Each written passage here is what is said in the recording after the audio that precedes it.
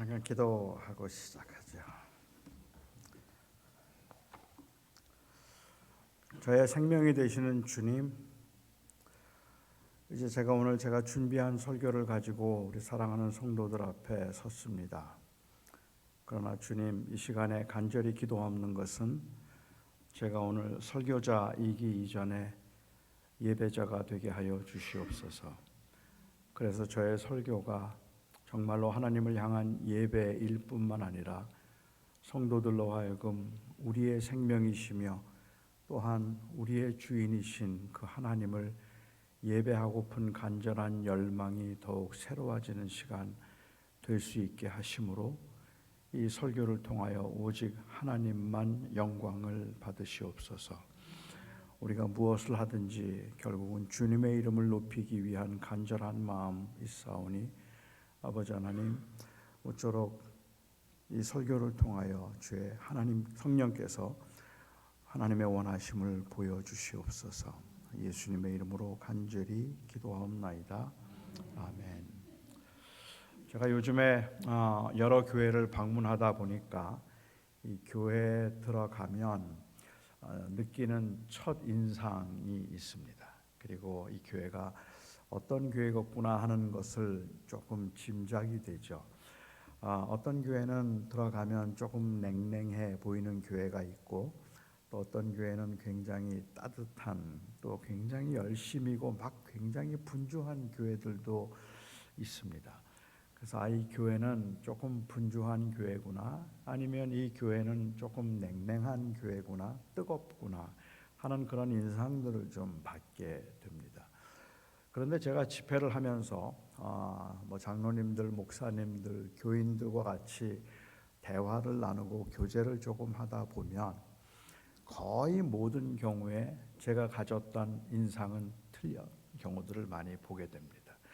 그 교회가 경험했던 이 아픔도 있고, 또 그 교회가 지금 어떤 과정을 거쳐가는 것인가 하는 것도 잘 알지 못한 채 그냥 느끼고 보는 것만을 가지고 말하는 것은 사실은 굉장히 위험해서, 제가 만일 교인들하고 같이 그런 교제를 나누지 않고 단순히 첫 인상만 가지고 어디에 가서 그 교회는 차갑더라, 아니면 그 교회는 뜨겁더라 라고 말하는 것은 굉장히 위험한 말입니다. 사실은 다 알지 못하고 있기 때문에 그런 거죠. 그럼에도 사람들은 이 첫 인상 혹은 외모를 굉장히 중요하게 여깁니다.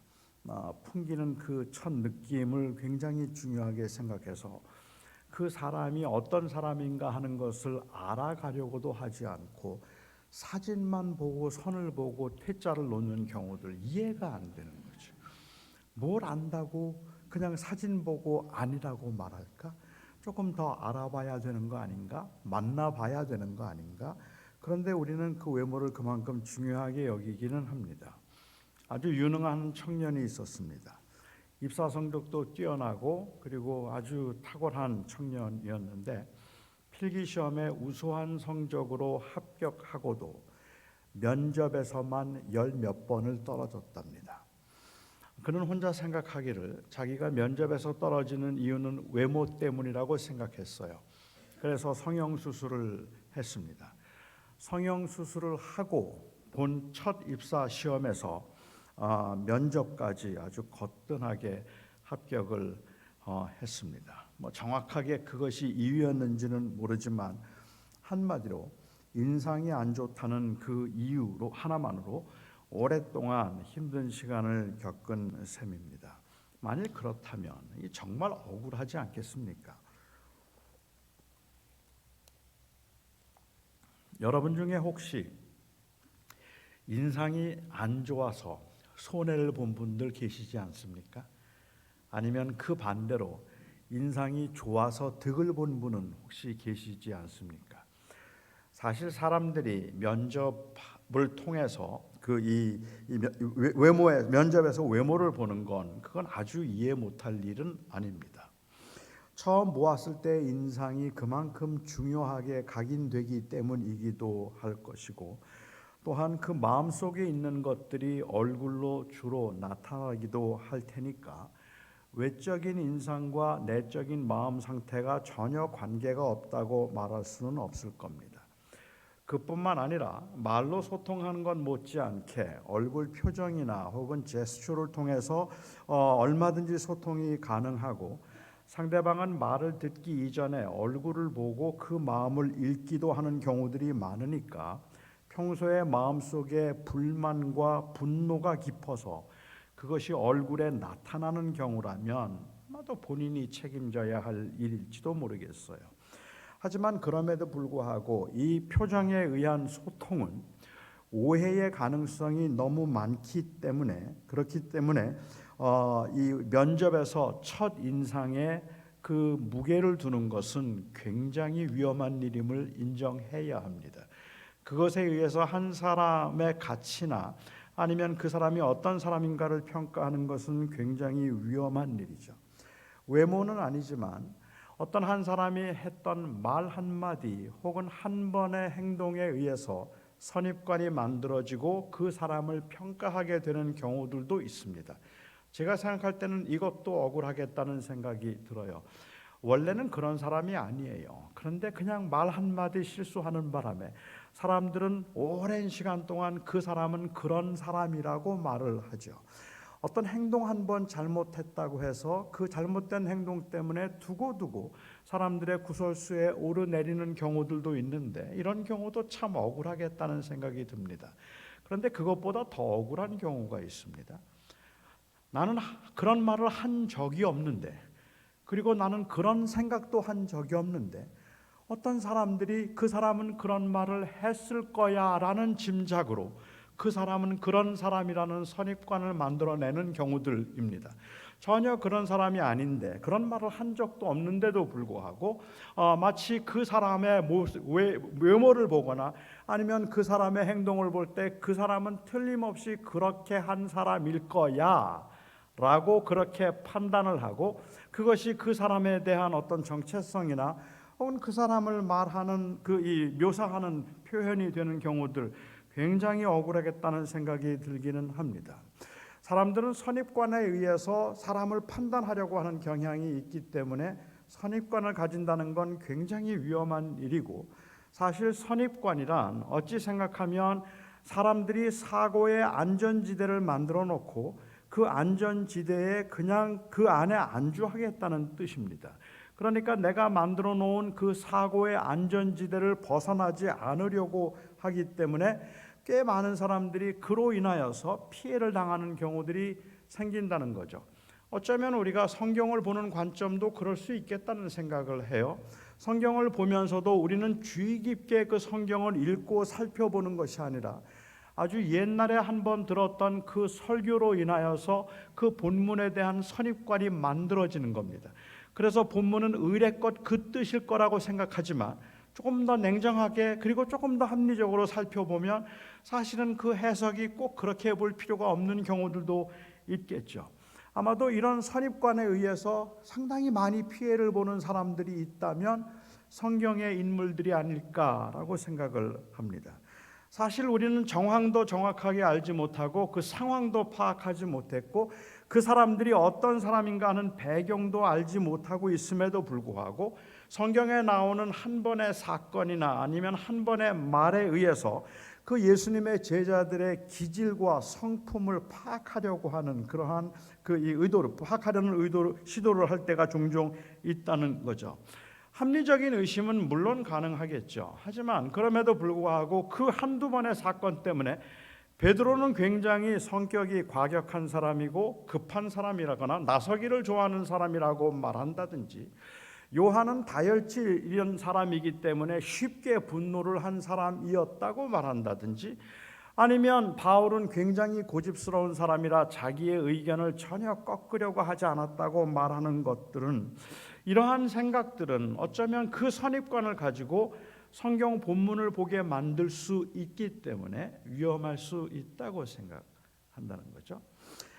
다른 제자들도 물론 다 그렇겠지만 제 생각에 아마도 가장 억울한 사람이 있다면 도마가 아닐까 생각합니다.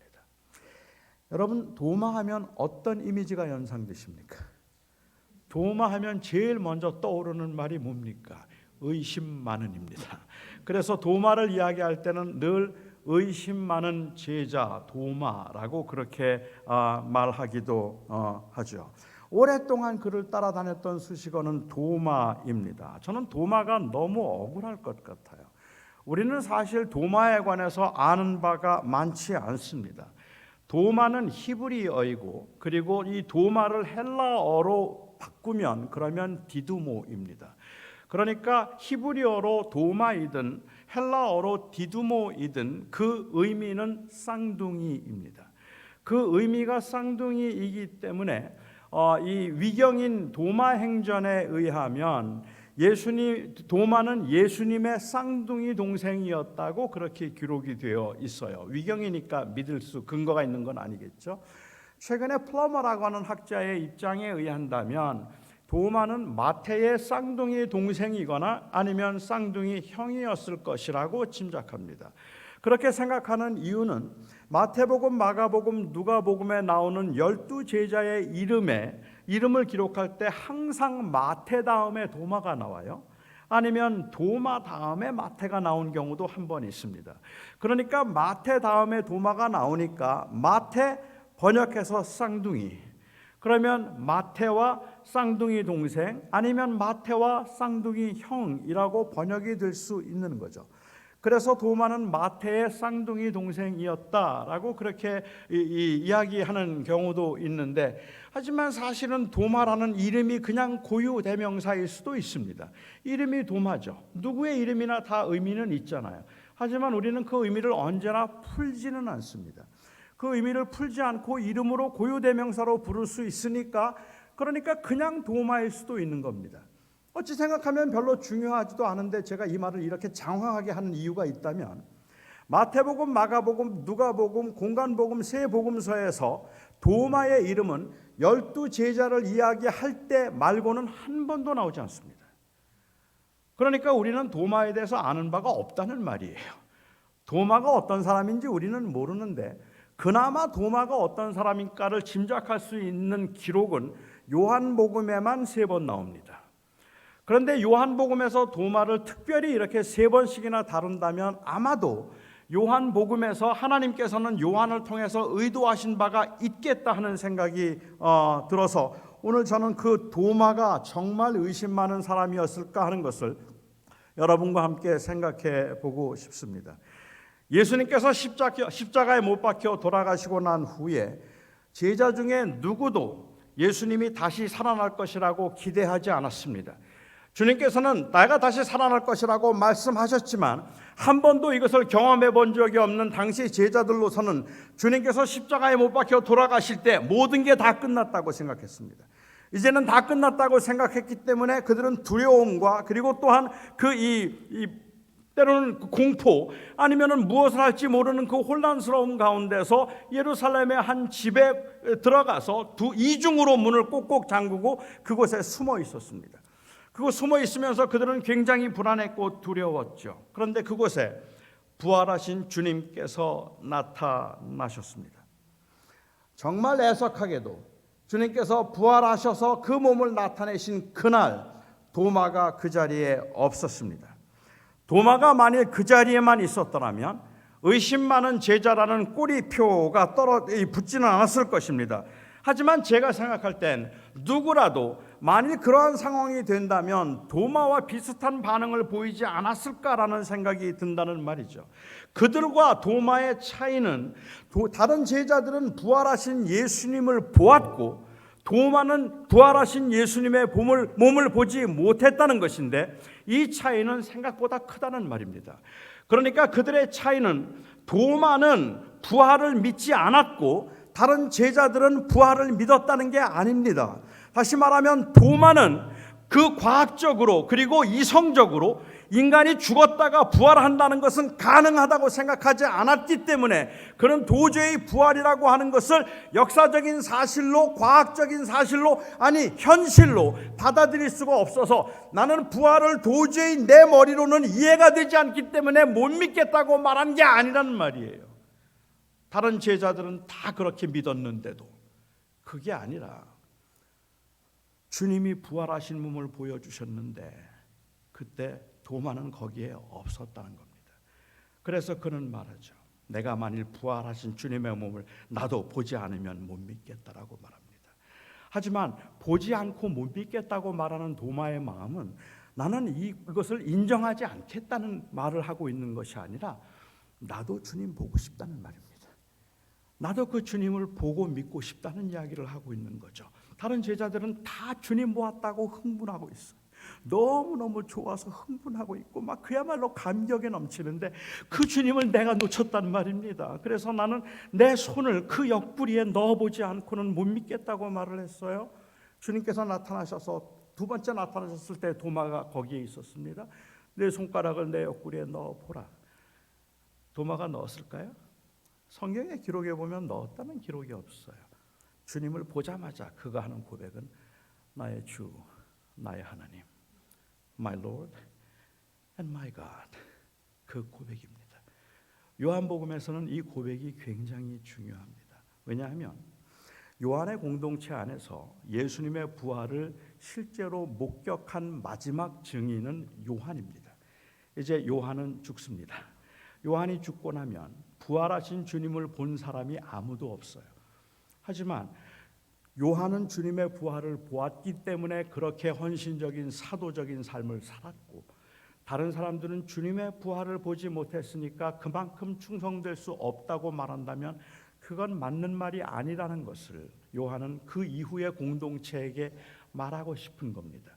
하나님께서는 바로 이 요한의 사건을 통해서 바로 여러분들에게, 저에게, 우리는 부활을 본 적이 없어요. 부활하신 주님을 본 적이 없어요. 그럼에도 불구하고 우리는 예수 그리스도가 부활하셨음을 분명히 믿고 그 믿음의 근거에서 믿음 생활을 하고 있습니다. 우리는 예수님의 부활을 다른 제자들처럼 본 적이 없지만 그럼에도 불구하고 우리의 고백은 나의 주, 나의 하나님, 예수 그리스도 부활하신 주님이 나의 주, 나의 하나님이라는 고백이 우리에게 있다는 말입니다.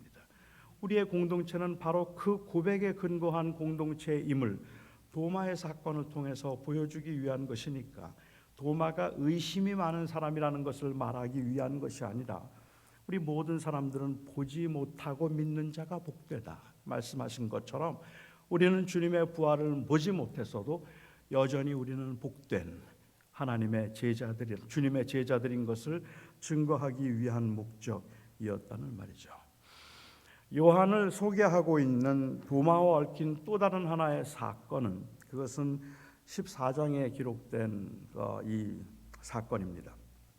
그때도 주님께서는 말씀하시기를 너희는 아무것도 염려하지 말라. 내가 너희를 위하여 처소를 예비하러 가노니 처소를 예비하면 와서 너희를 내가 있는 곳으로 데리고 가리라 라고 말씀하셨습니다.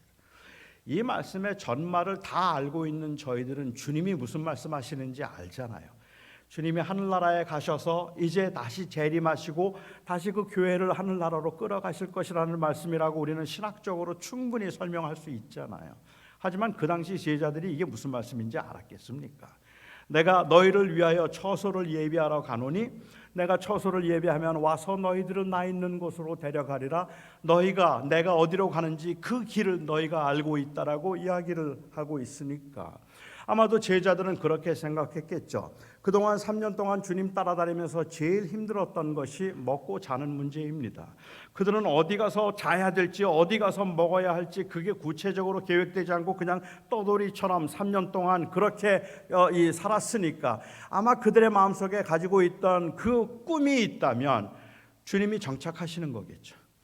어딘가에 좀 맨션을 사셔서 그래서 그 12 제자들이 같이 살았으면 얼마나 좋겠어요. 고생하지 않고 이제는 그렇게 집 걱정하지 않고 살 수 있으면 너무 좋겠다는 생각을 하지 않았겠습니까? 그런데 주님께서 내가 맨션을 구하러 간다, 처소를 예비하러 간다고 말씀하시니까 제자들의 마음은 좀 설레었을 겁니다. 아, 그래요? 이제 정착하시는군요. 이제 됐습니다. 어디에 정착하실 건가요? 그런데 어딘지 모르잖아요. 그런데 주님께서 말씀하시기를 어디로 갈지 너희가 알고 있으니 내가 어디로 가는지 그 길을 안다고 주님께서 말씀하시는 겁니다. 그런데 아무리 생각해봐도 한 번도 주님께서 그런 말씀을 하신 적이 없어요. 가버나움일까? 예루살렘일까? 가나일까? 나사렛일까? 어디로 가시길래 주님께서 도대체 그 길을 우리가 안다고 말씀하실까? 그래서 도마가 물었습니다. 주님, 어디로 가시는지 알지 못하는데 그 길을 우리가 어떻게 알겠습니까? 어디로 가실 겁니까? 라고 물었습니다. 아마 이 질문이 도마가 의심 많은 제자라는 것을 부채질한 질문인지 모르겠어요. 하지만 이 도마가 묻는 것은 다른 제자들은 다 믿었는데 도마만 워낙에 생각이 깊은 사람이라서 이 질문을 한 게 아닙니다. 다른 제자들 아무도 이해하지 못했다는 말이죠. 아무도 이해하지 못해서 빌립도 주님께 말하기를 주님, 하나님 아버지를 보여주십시오. 주님께서는 빌립에게 말씀하시기를 너희가 나를 보았거늘 어찌하여 아버지를 보여달라고 말하는가 라고 말씀하시죠. 가룟 아닌 유다도 마찬가지로 주님께 묻기를 주님, 자꾸만 이런 이야기를 왜 사람들에게 알리지 아니하시고 은밀하게 하려고 하십니까? 좀 보여주세요 라고 말했습니다. 아무도 이해하지 못했어요. 아무도 그걸 깨닫지 못했어요. 그런데 도마가 이 질문을 했다는 겁니다. 이것 때문에 도마가 의심 많은 사람이라고 말한다면 그건 좀 억울하죠. 만약에 그냥 도마가 가만히 있으면 중간이라도 갈걸, 왜 자꾸 나서서 자꾸 쓸데없이 이런 말을 하고, 사람들 같이 있을 때는 그냥 같이 다니지 왜 혼자 어디 갔다가 와서 주님 못 보고 이런 일을 당하는가라고 말한다면 그거는 제가 이해하겠어요. 그럴 수도 있으니까. 사실 생각해보면 가만히 있으면 중간이라도 간다는 이 철학도 대단히 위험한 철학이긴 합니다. 제가 볼 때는 우리 문화 안에서는 이 말이 조금 이해가 되긴 하죠. 체면 문화 안에서는 그렇지 않다는 것을 보여주는 것이 그렇지 않다는 것보다 더 중요할 테니까 말입니다. 제가 한번 아주 오래전인데 제 아내와 함께 이 장학 퀴즈라고 하는 그 고등학생들이 이 퀴즈를 푸는 그 프로를 둘이 같이 앉아서 본 적이 있었습니다. 둘이 그 프로를 보는데 제 아내는요, 제가 굉장히 똑똑한 줄 알아요. 제가 아는 것도 많고, 그리고 제가 공부도 많이 하고, 그리고 항상 공부를 하고 상식이 굉장히 풍부하다고 생각합니다. 제 아내는 저에 대해서 그렇게 생각하고 있기 때문에 그런 제 아내에게 저의 그 상식이 있다는 사실을 보여주는 것, 사실은 그렇지 않은데도 저는 할 수 있는 만큼 제가 상식이 없다는 것이 들키지 않는 게 중요합니다.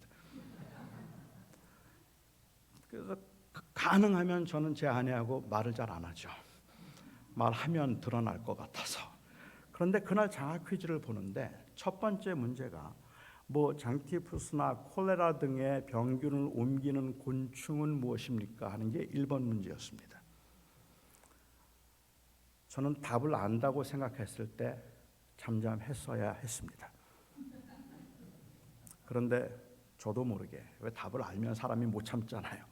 저도 모르게 그만 파리 하고 말했습니다. 맞았을까요? 틀렸을까요? 맞았습니다. 파리였어요. 답이 맞았어요. 그런데 문제는 그 다음부터입니다. 두 번째 문제가 나오는데 답을 모르겠어요. 제 아내는 문제만 나오면 저를 쳐다봅니다. 제가 만일 첫 번째 것만 답을 하지 않았더라면 이 고등학생들 푸는 문제 유치하게 거기다 답을 말하고 그러는가, 아마 그래서 알지만 내 남편은 조용히 있을 거야 이렇게 생각했을 텐데, 제가 어설프게 첫 번째 질문에 답을 하는 바람에 두 번째 질문부터 제 아내는 저를 자꾸 쳐다보고 저는 계속 딴짓하느라고 그 질문을 못 들은 것처럼 그렇게 신용을 해야 했습니다. 그래서 가만히 있으면 중간이라도 갈 것을 공연히 한마디 아는 척했다가 아주 망신을 당한 셈이죠. 그런데 사실 생각해보면 우리 체면 문화에서는 가만히 있어서 중간이라도 가고 모르는 게 발각되지 않는 게 더 현명하다고 생각할지 모르겠지만, 그러나 엄밀히 생각해보면 정말로 부끄러운 일은 그것은 내가 모르고 있는 것이 걸렸다는 것이 아니라 내가 모른다는 게 더 부끄러워야 되잖아요. 그것도 몰랐나? 공부를 좀 더 해야 되겠네. 내가 좀 더 그 망신을 당했다는 게 중요한 게 아니라 내가 너무 무지하다는 것에 대해서 안타까워해야 되는데, 우리는 무지하다는 것에 대한 안타까움보다는 걸렸다는 게 안타까운 거예요. 그냥 그렇게 다른 사람들이 알아차렸다는 게 안타까워하는 우리 문화에서는 그럴 수 있겠는데 뭐 그쯤 된다면, 그런 문화에서 본다면 도마가 잘못했어요. 가만히 있어야 돼요. 괜히 어설프게 나섰다가 이 망신당하는 거죠. 그렇죠? 뭐 나섰다가 망신당한 대표적인 인물로 따지자면 제가 생각할 땐 베드로 같아요. 주님께서 이 제자들로 하여금 먼저 가라고 하시고 주님께서 남아 계셨을 때 제자들은 호수를 건너다가 광풍을 만나게 됩니다. 그래서 그들이 굉장히 그 바람과 파도 때문에 힘들어하고 있을 때 주님께서 물 위를 걸어오셨습니다. 물 위를 걸어서 제자들에게 오시는데 제자들은 두려움과 공포 가운데 유령이라고 생각을 했어요. 귀신이라고 생각을 한 거죠. 근데 마가복음에 있는 그 기록을 보면 마치 그들이 생각하고 있는 것을 조금 더 지지하듯이 주님께서 지나가시다가라는 표현이 있어요. 저는 이 표현이 좀 재밌었습니다. 이 궁금해요. 사실 지나가신 거 아닌데 He was passing by the boat. Passing by, 옆으로 지나가시다가 왜 옆으로 지나가셨을까? 그리고 그냥 저의 상상에 의한다면 귀신은 똑바로 보는 것보다 지나가면서 옆으로 보는 게 더 무서워요. 그러니까 주님께서 지나가시는 척 하시면서 쓱 쳐다봤을 때 제자들은 너무 무서워서 귀신이다 막 그랬을 것 같아요. 더 두려움을 만들었다고 할까요? 그리고 주님께서 제자들에게 마침내 다가가셔서 내니 두려워하지 말라. 그 말을 듣고 베드로가 했던 말이 정말 주님이시면 나로 명하여 이 물 위로 걸어오라 하소서. 그리고 주님께서 허락하셨습니다. 베드로가 걸었는데 바람 불고 몇 발자국을 걸었는지는 모르지만 바람 불고 파도가 있으니까 너무 무서워하다가 물에 빠졌습니다. 그리고 주님께서는 그를 건지시면서 두려워하지 말라, 의심하지 말라. 그래서 의심하지 말라는 말을 처음 들었던 사람은 도마가 아니라 베드로예요. 의심하는 자가 되지 말라. 그리고 물 위를 건져주셨습니다. 제자들이 아마 그때 그랬을지 몰라요. 가만히 있으면 중간이라도 가지. 공연히 나섰다가 물에 빠지고 저게 무슨 망신이야. 하지만 그래서 베드로는 믿음이 없었고 제자들은 믿음이 있었다고 말하면 맞는 말이 아니죠. 사실 베드로는 누구도 경험하지 못한 걸 경험한 겁니다. 바로 그렇게 해서 물 위를 걸어보고 예수님이 어떤 분이신지를 경험할 수 있는 기회가 되었다면 가만히 있어서 중간 간다는 말은 맞는 말이 아닙니다. 맞습니다. 저는 지금 도마를 변론하고 있는 겁니다. 아무 말도 하지 말고 주님 말씀하시면 무조건 따르는 것이 순종이고 그게 믿음이라고 말한다면 몰라도 도마를 워낙에 의심이 많은 사람이라고 생각하는 그것은 저는 도마에게 정당하지 않다고 생각합니다. 아마 교회에서는 바로 이러한 그 도마의 이야기나 아니면 야고보서 1장에 있는 말씀에 대한 오해 때문에 믿음이라는 것은 무조건 믿는 거라고 생각하고 합리적인 의심을 하거나 합리적인 질문을 하는 것은 다 믿음이 없는 거라고 생각을 한다는 말이죠. 저는 그거는 굉장히 해석한 일이라고 생각해요. 한국 교회 문화 안에서 정말로 우리가 바른 것을 알기 위해서 끊임없이 질문하고 끊임없이 확인하고 끊임없이 점검하는 것이 좋을 텐데 그건 믿음이 아니라고 생각하는 거예요. 믿음은 그냥 무조건 믿는 거니까 그냥 하라면 하는 대로 시키는 대로 하는 것이 믿음이라고 생각을 하고 그것이 하나님의 말씀에 대한 바른 이해에 대한 순종이 아니라 때로는 기득권에 대한 순종을 의미할 경우도 있을 테니까 굉장히 위험한 일이 되기도 하는 거죠. 오늘 본문의 사건은 어떻습니까? 나사로가 병들었다는 소식을 주님께서 떠나신 지 하루 만에 들으셨어요. 이 소식을 듣고 난 다음에 주님께서는 그 병 죽을 병 아니다라고 말씀을 하셨습니다. 함께 있던 제자들은 주님께서 그 병이 죽을 병이 아니라고 말씀하시니까 그런 줄 알았습니다. 그래서 나사로가 병이 들기는 했지만 곧 나을 거라고 생각하고 그들은 까맣게 잊고 있었는데 이틀이 지나고 난 후에 주님께서 제자들에게 말씀하시기를 다시 유대 땅으로 가자고 말씀하시는 겁니다. 제자들은 굉장히 당황했습니다. 왜냐하면 그 유대 땅에서 그들이 나올 때 유대인들이 예수님을 돌로 쳐서 죽이려고 했을 때였거든요. 생명의 위협을 느껴서 그들은 지금 피신 나온 겁니다. 그렇게 피신 나온 지 하루 만에 나사로가 병들었다는 이야기를 듣고 그 이야기를 듣고 주님께서는 바로 가지 않으시고 오히려 그가 지금 이 병들었지만 죽을 병 아니니까 괜찮다고 말씀하시고 이틀을 더 유하실 때 아마 주님께서는 지금은 유대 땅으로 갈 때가 아니라는 것을 아셨다고 생각을 했는데 이틀이 더 지나고 난 다음에 주님께서 다시 유대 땅으로 가자고 말씀하시는 겁니다. 상황이 하나도 바뀌지 않았는데 굉장히 위험한 상황인데 다시 가자고 말씀하시는 겁니다. 그래서 제자들이 예수님께 물었습니다. 얼마 전에도 유대인들이 선생님을 돌로 쳐서 죽이려고 하지 아니하였나이까? 그런데 거기를 또 들어가려고 하십니까? 그러자 주님께서 말씀하시기를 나사로가 잠들었다라고 말씀하셨어요. 자고 있기 때문에 가야 된다 말씀하십니다. 요한복음에서 자주 볼 수 있는 특징이지만 저는 제자들도 저라도 주님하고 대화를 나누고 있으면 그냥 답답했을 것 같아요. 바로바로 말씀을 해주시는 적이 없어요. 그냥 죽었다 그러면 될걸, 잔다 그렇게 말씀하시니까 자는 줄 알지 않겠습니까? 내가 그냥 처소를 예비하라, 나 천국 갔다가 내가 다시 돌아올게 이렇게 말씀하시면 얼마나 쉬워요. 내가 집 구하러 간다 라고 말씀하시니까 아 그럼 집 구하러 가시는구나 라고 했더니 그 집은 그 집이 아니야. 그러니 뭐 어떡하란 말입니까? 그러니 제자들이 이해하기 힘든 거죠. 제자들이 아마 주님하고 대화를 나누면 굉장히 답답했을 것 같아요. 주님께서 잔다고 말씀하셨어요. 자기 때문에 내가 간다고 말씀하시니까 나사로가 병들었다는 것을 알고 있던 제자들의 입장에서는 말하기를 만약에 자고 있다면 곧 낫지 않겠습니까? 곧 낫지 않겠습니까? 라고 말했습니다. 그러자 주님께서 비로소 사실 나사로가 죽었어, 죽은 거야 라고 말씀하시죠. 제자들 굉장히 당황했을 겁니다. 그리고 굉장한 충격을 받았을 겁니다. 왜냐하면 나사로는 제자들도 좋아하던 사람입니다. 주님께서 예루살렘에 가실 때마다 베다니에 있던 그들의 집에 항상 방문하셨을 것이고, 그리고 또한 나사로는 주님이 사랑하던 제자였고, 나사로 또한 주님을 굉장히 사랑했기 때문에 그렇게 나사로를 아끼셨던 주님께서 나사로가 죽었다고 말씀하시니까 제자들도 충격을 받았고, 그리고 또한 그 제자들도 주님의 심정과 마음을 충분히 이해는 할 수 있습니다. 얼마나 마음이 아프실까? 사랑하는 사람이 죽었는데, 그런데 그 자리에 주님께서 계시지 않았으니까. 그러니까 주님의 마음을 이해하죠. 하지만 조금만 더 냉정하게 생각해보면, 조금만 더 합리적으로 생각하면, 만일 나사로가 죽었다면 더욱 갈 일이 아닙니다. 지금 이러한 위험한 상황에서 나사로가 병들어서 사경을 헤매고 있다면 가서 살려줘야죠. 하지만 그가 이미 죽었다고 말한다면, 그렇다면 이제는 더욱 갈 일이 아니잖아요. 오히려 합리적으로 생각한다면 주님, 만일 정말 나사로가 죽었다면 나사로가 죽은 지 이미 벌써 나흘입니다. 장례 다 끝났고, 그리고 그 위험한 상황에서 가시면 마르다와 마리아가 더 걱정하지 않겠습니까? 일단 지금은 사람을 보내서 그들을 위로하시고 나중에 가보시면 어떠시겠습니까? 그렇게 말하는 것이 정당하지 않겠습니까? 여러분, 영화를 보아도 이런 장면들을 보면 좀 답답한 생각 들지 않으세요?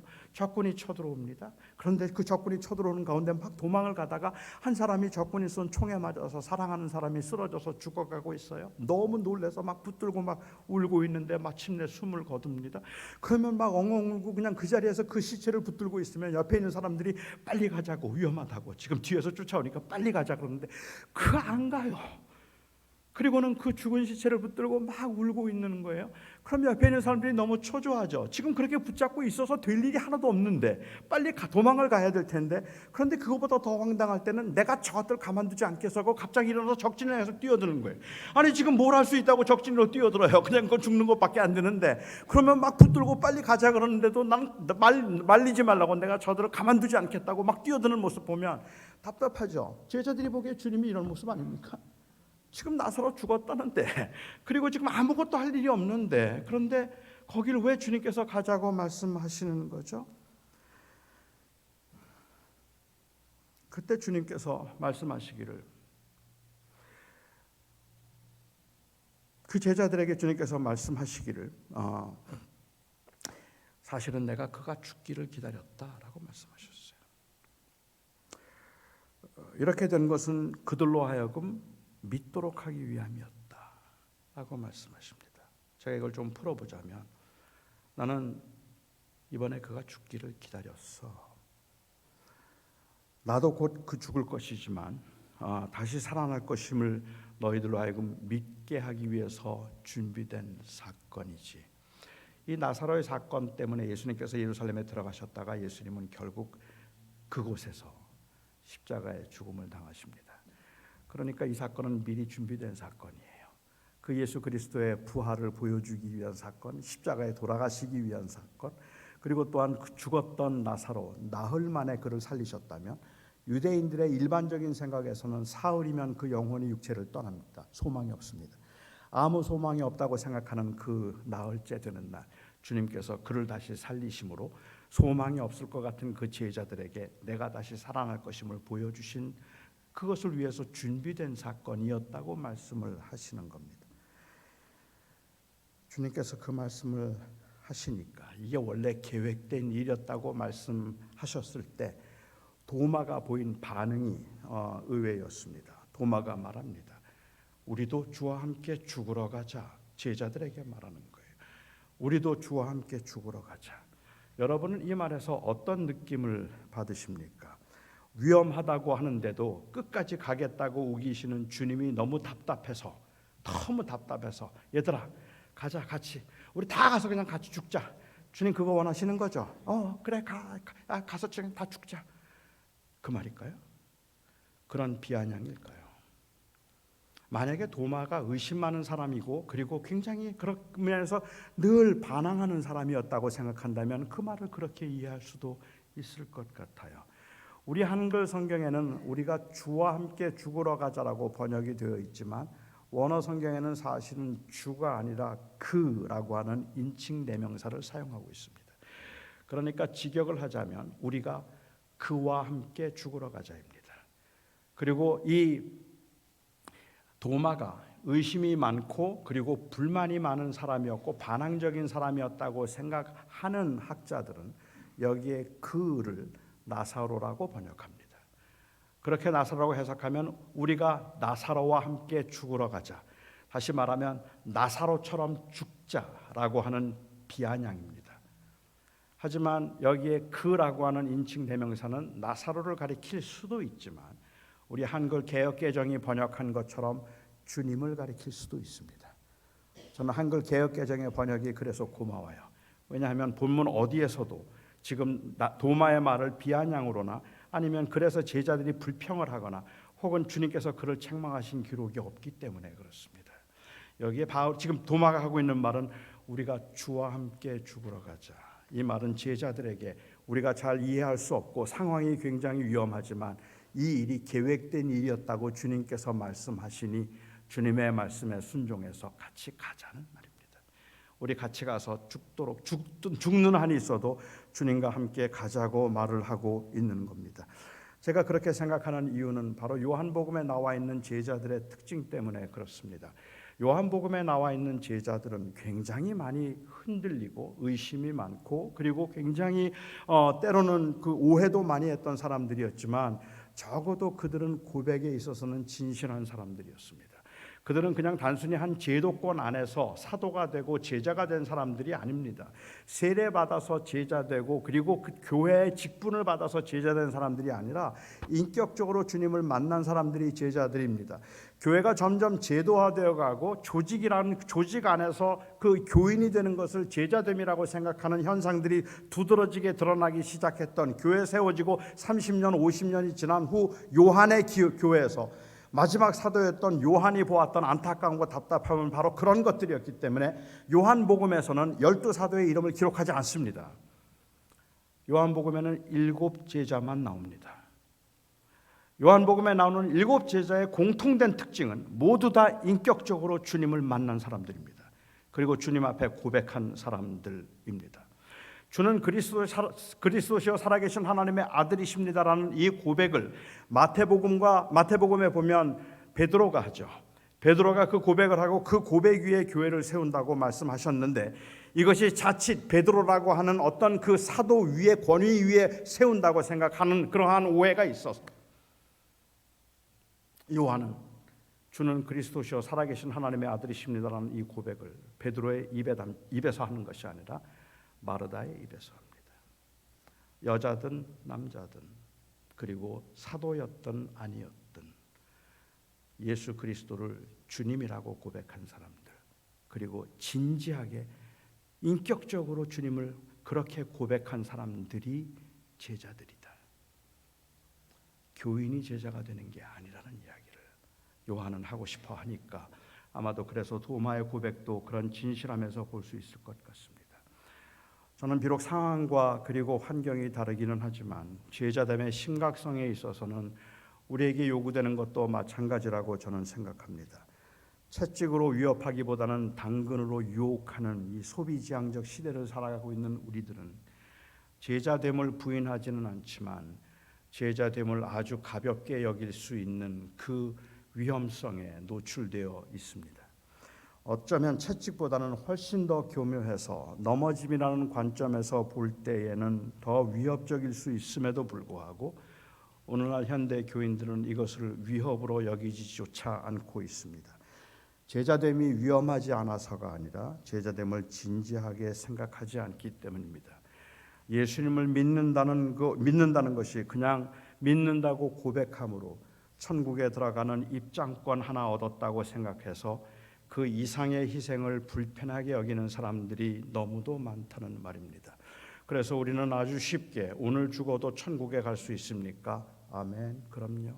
오늘 죽어도 천국에 갈 수 있을 만큼 예수님을 인격적으로 믿으십니까? 그럼요. 내가 예수님을 믿죠. 그래서 내가 예수님을 믿는다고 지적으로 동의함으로 천국에 들어갈 수 있는 입장권을 받았다고 생각하고 그 입장권을 뒷주머니에 차고는 내가 이 세상을 살아가는 동안엔 제자임을 잊어버리고 어떻게 하면 세상에서 인정받고 어떻게 하면 세상에서 편안하고 쉽게 살 수 있을 것만 추구하면서 살다가 나중에 죽어도 별로 걱정이 되지 않는 것은 짜잔, 입장권이 있으니까 그거 보여주면 된다고 생각하고 살아가고 있다는 말입니다. 제가 목회할 때 경제적으로 제법 안정된 아주 잘 사는 그 분이고 시간적으로 여유가 많았던 교인이 있었습니다. 교회 모임에 정기적으로 출석을 했고 그리고 예수 그리스도가 나의 구주라는 믿음의 고백도 그분에게는 있었습니다. 제가 한 번은 그분을 찾아가서 그분에게 함께 선교하자고 부탁드렸어요. 선교 한번 같이 하면 어떻겠습니까? 라고 말씀드렸더니 그분의 대답이 아주 정색을 하면서 No way. 아니요, 목사님. 목사님, 저 아시잖아요. 저 나이롱 신자입니다. 그래요. 저 나이롱입니다. 그분은 자신이 나이롱 신자라는 것이 안타깝거나 아쉬움을 가지고 그 말을 하신 것이 아니었습니다. 예수를 믿는다고 나도 입으로 고백해서 인정함으로 구원을 받은 것으로 족하니까 천국 갈 수 있게 된 것이면 되었으니까 그 이상은 요구하지 말라는 것이 그분의 뜻이었습니다. 그러니까 저 완전 나이롱 신자입니다라는 그 말은 주님 저 엉터리입니다 이 말을 하고 있는 것이 아니라 나는 그냥 이렇게 남아있기로 했으니까 그 이상의 희생을 요구하지 마십시오라는 의미였어요. 나는 주님의 제자 그런 거 잘 모르겠고 나는 그냥 예수님을 나의 구주로 믿으면 구원받는다고 해서 나는 예수를 나의 구주로 믿는다고 고백을 하고 천국 들어가는 이것을 보장받았고 그냥 그 천국에 들어가신 것이 감사해서 내가 할 수 있는 최대로 매 주일마다 와서 예배 참석해 주는 것으로 내가 은혜를 보답하고 있으니까 그 이상을 요구하지 말라는 것이 그분의 입장이었습니다. 이것이 제자됨이라고 생각을 하는 거죠. 하지만 이것은 굉장히 복음을 피상적으로 만들어버렸다고 생각합니다. 의심 없이 믿어야 한다고 열변을 토하고 도마는 의심 많은 제자였다고 성토를 하지만 의심 없는 믿음이란 결국은 아무런 위험도 요구하지 않는 지적인 동의일 뿐이고 목숨을 걸 만큼 제자됨을 진지하게 생각하지 않습니다. 주는 그리스도시요 살아계신 하나님의 아들이십니다라는 그 고백의 진실성이 빠진, 그래서 우리는 예수님을 믿는다고 말하지만 그 믿는다는 그 말에 이 복음의 피상성과 믿는다고 말하는 그 고백에 참을 수 없는 가벼움이 어쩌면 오늘날 교회 문제들을 일으키고 있는지도 모르겠다고 생각합니다. 어떤 분이 저에게 물으세요. 왜 이렇게 교회가 문제가 많습니까? 왜 이렇게 교회는 맨날 싸우고 맨날 갈라집니까? 여러 가지 이유가 있겠죠. 그런데 왜 이렇게 교회가 갈라지고 왜 이렇게 교회가 어렵습니까? 라고 묻는 질문 앞에 부끄럽지만 제가 생각할 때 그 이유 중에 하나가 있다면 그것은 바로 우리 고백이 진실하지 않아서입니다라는 말을 하고 싶은 거예요. 우리 고백이 너무 가볍습니다. 교회는 그리스도의 몸이라고 말하고 예수 그리스도가 교회의 머리라고 말하지만 회의 한 번만 해보세요. 그리스도는 온데간데 없어집니다. 그냥 다 사람이 주인들이에요. 아닙니까? 정말로 우리가 그리스도가 주님이라고 고백한다면 그 고백을 어떻게 얼마나 진지하게 붙들고 있는가 하는 겁니다. 저는 목회 26년 동안 이민교회 목회하고 은퇴했습니다. 26년 목회하면서 제가 당회를 할 때마다 제가 아마 제일 많이 했던 말이 있다면, 당회를 시작하면서 제가 제일 먼저 했던 말, 그리고 제일 많이 했던 말이 있다면, 회의를 시작하면서 This is the church of Christ. This is not your church. And this is not my church either. This church is the church of Christ. Let's just remember this and then begin our discussion. 그 말을 매번 했어요. 그리고 그 말을 했던 저의 고백의 진실성도, 그리고 함께 아멘했던 분들의 진실성도, 어쩌면 우리가 그것을 조금만 더 깊이 생각하고 진지하게 고민했더라면 우리는 해야 할 말을 하지 못할 수 있었을 것이고, 우리가 더 조심했어야 할 것이고, 우리가 더 신중했어야 했을 것입니다. 그렇지 않은가요? 그런데 그 고백이, 주님이 나를 위해서 죽으셨다, 십자가를 이야기하고 있지만 그 고백이 너무 비상적이고 너무 가볍다는 것이 문제예요. 이해합니다. 제가 목회를 할 때 다른 교회에서 열심히 봉사하던 분들이 저희 교회로 많이 오셨어요. 다른 교회에서 봉사하시던 분들 저희 교회 오시면 제가 이제 만나 뵙고 인사를 드리면 제일 많이 들었던 이야기가 뭔지 아세요? 목사님, 저 이 교회에서는 조용히 신앙생활을 할 겁니다. 저한테 아무것도 시키지 마세요. 그냥 예배 출석할 테니까, 그러니까 아무것도 하지 말라고요. 아무것도 시키지 마세요. 저는 그 말을 들으면 마음이 너무 아팠어요. 우선 제일 마음이 아팠던 건 교회에서 얼마나 상처를 많이 받았으면 그럴까 하는 생각 때문에 미안한 마음에 많이 아팠고요. 정말 상처를 많이 받았겠구나 하는 생각에 많이 지치기도 하고 많이 아픔이 있어서, 그래서 저렇게 힘들어 하시는구나 생각을 하니까 한편으로 이해가 돼서 미안한 마음이 있고, 또 다른 한편으로는 그래도 제자인데, 그래도 우리는 그렇게 살면 안 되는데 하는 마음 때문에 안타까웠습니다. 우리가 주를 위해서 살기로 했는데 그냥 그렇게 할 수는 없지. 물론 그분들이 한 2, 3년 회복되고 나면 정말 다시 열심히 하기는 해요. 시간이 좀 필요하다는 것을 알긴 했죠. 하지만 그렇게 굉장히 어려움들이 있기 때문에 사실은 사람들은 그 상처 때문에 헌신을 두려워하고 순종을 두려워하는 것은 맞습니다. 저희 교회 새로 오신 분들에게 제가 새가족 환영을 할 때마다 늘 했던 말, 자주 했던 말이 그겁니다. 여러분, 한길교회 잘 오셨습니다. 앞으로 이 교회에서 좀 더 오래 교회 생활하시고 조금 더 오래 이 교회에 계시려면 교회에서 절대로 아무 일도 하지 마세요. 옆에서 누가 구역장 하라도 하지 마시고요. 그냥 예배만 출석하시고 교회 일에 깊이 관여하시면 또 상처받습니다. 그러니까 깊이 관여하지 마시고 그냥 교회 그냥 다니시면, 그러면 오래 다니실 수 있습니다. 좋은 교인이 될 수 있습니다 라고 말합니다. 그리고 나서 그 다음에, 그런데 우리가 정말 그렇게 살 수 있을까요? 제자는 상처를 받아도 해야 할 일을 해야 하는 사람들입니다. 그게 나에게는 아픔이 되지만 주님이 원하신다면 그러면 가야겠다는 부담이 있는 사람들이 제자들입니다. 그래서 결국은 우리가 힘들고 어려운 일이 있더라도 주님이 기뻐하시는 것이 무엇일까를 생각하며 찾아가야 되는 것 아니겠습니까? 저는 목회를 하면서 교인들에게 우리의 신앙생활은 전인적이어야 된다는 것을 정말 많이 강조했어요. 왜냐하면 제가 청년 때 교회를 다니면서 교인들의 그 이원화된 모습들, 교회 열심인데 가정은 엉망이고, 교회에서는 정말로 겸손한데 직장에서는 교만하기 이를 데 없는 그러한 모습들 때문에 상처받는 일들이 너무 많아서 예수 믿는 사람들이 그 삶은, 제자의 삶은 전인적이어야 한다. 그래서 교회와 가정과 직장 어디에서든지 우리는 제자로 살아야 되기 때문에 너무 교회만 열심히 하지 말라는 이야기를 참 많이 했어요. 그리고 교회에 나오는 것보다 더 중요한 것이 우리의 삶 속에서 제자로 살아내는 것이라는 이야기를 정말 많이 했거든요. 교회 생활은 신앙생활이라고 하는 그 극단에 대한 반발이겠죠. 요즘은 그런데 조금 마음이 좀 달라졌어요. 저는 전인적으로 그리스도를 섬겨야 된다고 그렇게 이야기를 하는 그 주장에는 전혀 이의가 없지만, 그렇지만 제가 주변에 있는 다른 사람들의 그 사는 사람들의 모습의 현상을 보면서 전인적인 그리스도인의 삶이라는 그 말은 지나칠 정도로 추상적이라고 생각하기 때문이죠. 제가 교회 그 사역을 할 때 거기 이제 젊은 사람들이 많았으니까 이 젊은 그 부부들에게 제가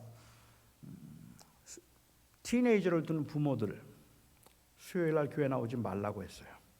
그때 열심히 성경 공부를 나오는데 티네이저나 아니면은 이 아이들을 초등학교 아이들을 둔 부모들은 교회 나오지 말아라라고 얘기를 했거든요. 그랬더니 너무 좋아하더라고요. 그 다음 주부터 싹 다 빠졌어요. 아무도 안 나와요. 저는 상관하지 않았습니다. 뭐 그래도 그거 중요한 거니까. 그런데 몇 달이 지나고 난 다음에 컴플레인이 들어오기 시작해요. 컴플레인이 무엇이냐면 주로 부인들이 하는 컴플레인이에요.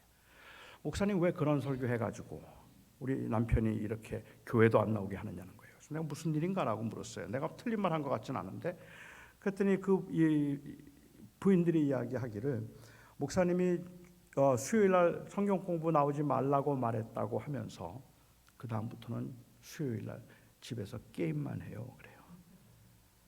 그러니까 제가 좀 놀랐어요. 내가 언제 게임하라 그래서 애들 숙제 봐주라고 했지. 제가 볼 때는 아이들 숙제 봐주고 아이들과 같이 놀아주는 게 성경 공부하는 것보다 더 힘들어요. 그런데 내가 언제 나오지 말라 그랬어? 오히려 그 시간에 제자로서의 삶을 다른 곳에서 발휘하라고 했지. 그런데 그 말이 교회 나오지 말라는 말로 들린 거예요. 11조가 하나님의 거 아닙니다. 11조 하나님의 거 아닙니다.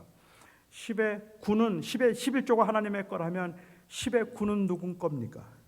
10의 9는 내 건가요? 아니죠. 10의 9도 주님의 것이죠. 그러면 11조는 내 모든 것이 주님의 것이라는 믿음의 고백으로 11조를 하는 것이지, 요건 주님의 거, 나머지는 내 거, 그렇게 나눠지는 거 아니잖아요. 그래서 저는 모든 게 주님의 것이라서 11조만 주님의 것이 아닙니다라고 이야기를 했어요. 그랬더니 교인들이 그 말을 목사님이 11조 하지 말래라고 이해를 하더라고요. 저는 지금 11조가 아니라 전체를 드리라고 했더니 그 말은 아무것도 드리지 않아도 된다는 말로 오해를 하고 있는 그런 모습들을 보는 거죠. LA에 사는 한 청년이 샌프란시스코에 사는 한 자매를 좋아했어요. 아주 옛날 이야기인데 너무 좋아했는데 너무 거리가 있으니까 가지는 못해서 편지를 보냈습니다. 내용은 조금 오글거리는 내용이긴 한데 여러분들은 충분히 소화하실 수 있을 거라고 생각합니다. 그 편지 가운데 그 형제가 자매에게 너무 보고 싶습니다. 너무 보고 싶습니다. 만일 당신과 나 사이를 바다가 가로막는다면 나는 헤엄쳐 가다 상어의 밥이 될지라도 헤엄을 쳐서라도 당신께 갈 것입니다. 당신이 너무 보고 싶습니다. 만일 당신과 나 사이를 사막이 가로막는다면 나는 그 사막을 건너다 목이 타서 죽는 일이 있더라도 기어코 사막을 건너 당신을 보러 갈 것입니다. 당신이 보고 싶습니다. 만일 당신과 나 사이를 맹수가 가로막는다면 나는 그야말로 피 터지도록 그 맹수와 싸워 기어코 맹수를 물리치고 당신께 갈 것입니다. 당신이 너무 보고 싶습니다.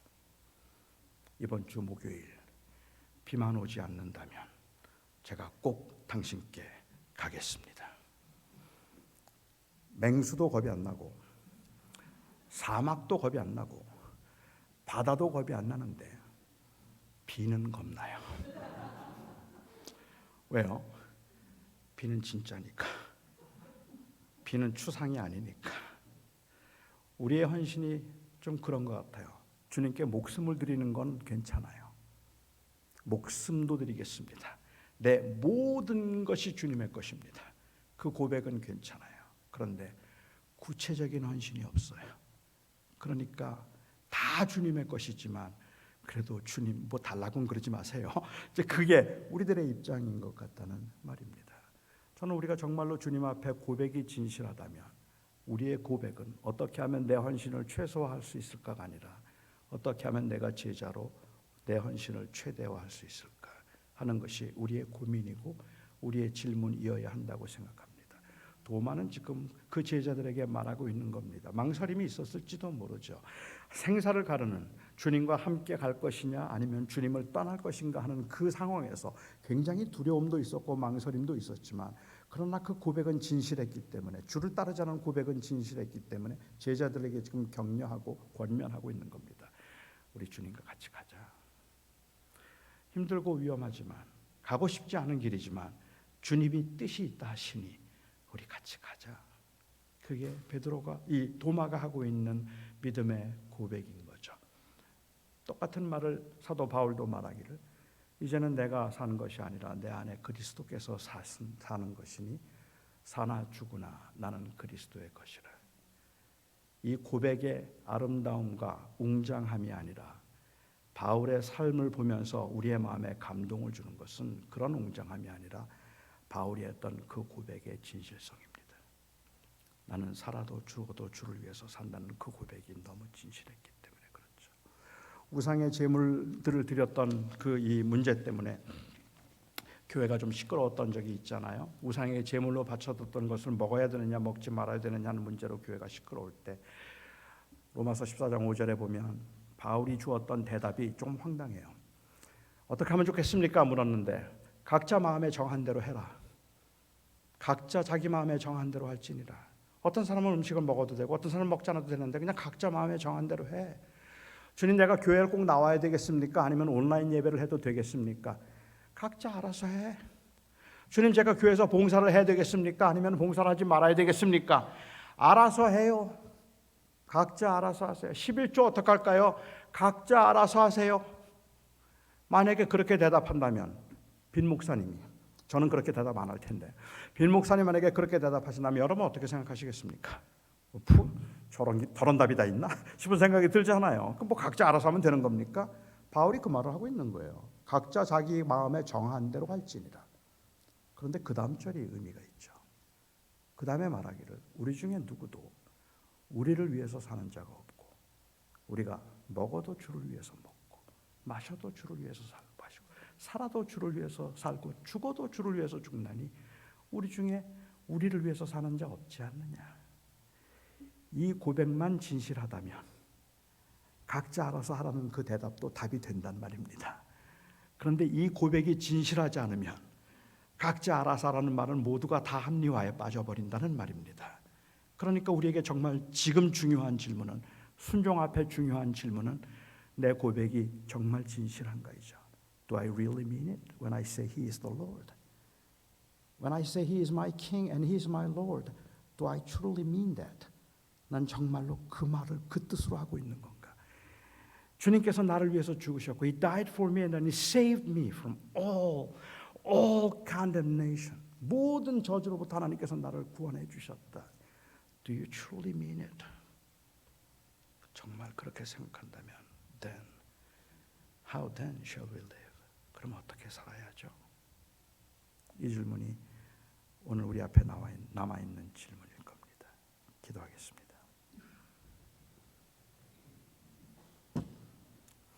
오늘 오신 나의 아버지 하나님, 저는 여기에 있는 우리 사랑하는 성도님들의 삶의 현장을 다 알지 못하고 그 마음의 심정도 다 알지 못한 채 제가 오늘 조금 과격하게 그리고 심하게 말하지 않았을까 싶은 염려도 있습니다.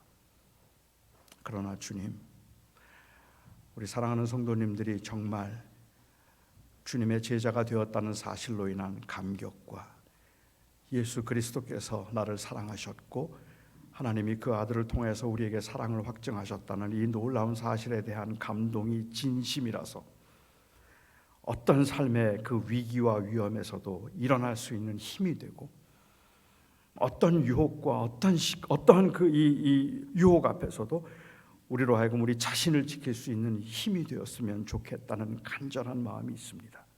아버지 하나님, 예수 그리스도는 우리의 생명이십니다. 그리스도가 이 교회의 머리이십니다. 하나님은 나의 주님이시며 나의 하나님이십니다. 내 가진 모든 것들이 주님께로 왔으며 주님을 향합니다. 주님, 이 고백 붙들고 이 험한 세상에 순종하는 제자들로 살아낼 수 있도록 도와주시옵소서. 예수님의 이름으로 기도합니다. 아멘.